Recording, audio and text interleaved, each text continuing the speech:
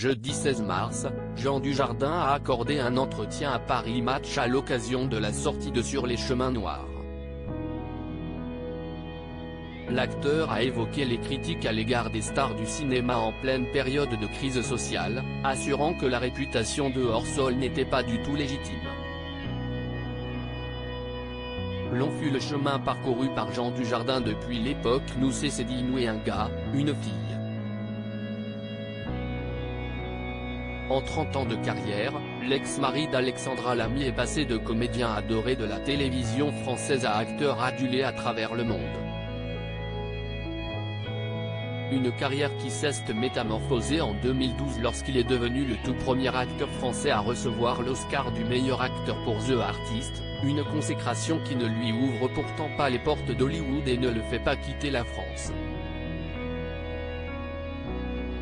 Vous avez l'Oscar, vous devez forcément quitter ce pays.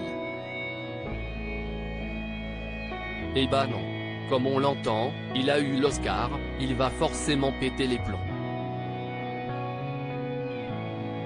Ça allait très bien avant l'Oscar et ça va très bien encore parce que j'essaie d'être cohérent avec mes choix, mais ça n'a jamais été le Graal, a-t-il affirmé dimanche dernier dans 7 à 8. Il faut des pensées un peu courtes pour nous voir comme des privilégiés après le succès de novembre l'année dernière, qui ne lui a néanmoins pas permis de décrocher son premier César. Malgré 4 nominations, Jean Dujardin fait son retour au cinéma avec un rôle bouleversant dans Sur les chemins noirs. L'occasion pour lui d'évoquer son statut et le rapport des Français avec les stars du cinéma, souvent considérés comme hors-sol. Je suis devenu acteur pour échapper au monde des grands, justement, où je n'ai jamais eu envie d'entrer. On ne peut pas reprocher aux artistes d'être hors-sol vu que nous avons choisi de l'être. Cela ne m'empêche pas de connaître le monde dans lequel je vis. Je ne suis pas co-acteur. Je suis responsable. Je vois la souffrance de mes semblables.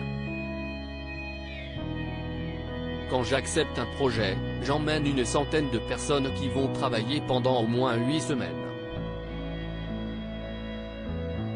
Il faut des pensées un peu courtes pour nous voir comme des privilégiés qui n'ont conscience de rien, assure-t-il dans les colonnes de Paris Match, alors que des millions de Français descendent dans les rues pour protester contre la réforme des retraites. La preuve, s'il a ressenti le besoin de quitter Paris, il n'a pas suivi bon nombre d'acteurs à l'étranger, préférant poser ses bagages dans les Hauts-de-Seine.